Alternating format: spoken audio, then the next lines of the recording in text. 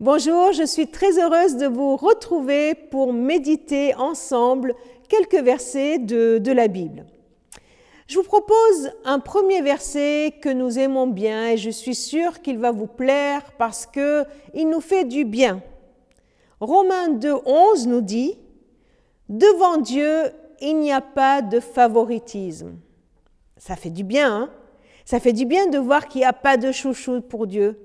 Et Dieu, il ne va pas préférer les uns aux autres. Alors que dans notre monde, on est toujours en train de comparer, de faire des préférences. Dieu nous dit qu'il ne fait pas de favoritisme. Il n'aime pas le riche plus que le pauvre, le malade plus que le bien portant. Il n'aime pas celui qui va à l'église plus que celui qui n'a jamais mis les pieds. Il n'aime pas le chrétien plus que le athée, etc., etc. Dieu ne fait pas de favoritisme. Alors maintenant, je vous propose un autre passage qui se trouve dans l'épître de Jacques. Alors, accrochez-vous parce que celui-là, il est peut-être un peu plus difficile à accepter. Jacques chapitre 2, les 4 premiers versets. « Mes frères, allez, je rajoute, mes sœurs, gardez-vous de toute forme de favoritisme. C'est incompatible avec la foi en notre glorieux Seigneur Jésus-Christ. Supposez en effet qu'un homme vêtu d'habits somptueux, portant une bague en or, entre dans votre assemblée, et qu'entre aussi un pauvre en haillons. Si, voyant l'homme somptueusement vêtu, vous vous empressez autour de lui et vous lui dites « Veuillez vous asseoir ici, c'est une bonne place », tandis que vous dites au pauvre « Tenez-vous là debout, ou asseyez-vous par terre à mes pieds ». Ne faites-vous pas des différences parmi vous? Ne portez-vous pas des jugements fondés sur des mauvaises raisons? Que Dieu ne fasse pas de favoritisme, ça nous arrange. Ça nous arrange bien parce qu'on aurait trop peur de ne pas faire partie des critères de sélection qui mériteraient d'être plus aimés ou plus intentionnés avec nous. Mais qu'il nous demande à notre tour de ne pas en faire, c'est peut-être un peu plus compliqué. Parce qu'il est bien difficile d'avoir la même réaction face à toutes les personnes qui viennent ou que je rencontre. Il est peut-être plus facile d'aller vers des gens plus sympas, qui nous paraissent plus sympas que d'autres. Il est peut-être plus facile de nous approcher des gens qui nous attirent que d'autres. Là, Jacques nous donne un exemple bien précis. Il dit, quand je prends un aspect de la vie de quelqu'un, bon, par exemple l'habit ou une richesse, eh bien, je peux commencer à l'admirer et je peux même avoir envie que ce qu'il a, eh bien, devienne un critère de choix pour que je puisse devenir comme lui, vous voyez. Et ce que Jacques nous dit, c'est que quand on commence à faire du favoritisme ou de la partialité, c'est qu'on a en notre tête des critères qui ont plus d'importance que d'autres.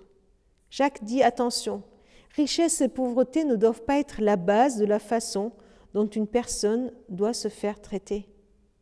Si nous basons sur ces critères-là, la façon dont on doit traiter les autres, on va avoir des problèmes. On va avoir des problèmes parce que les critères, il y en a plein. Là, il y aurait ce critère-là et d'autres auraient d'autres critères.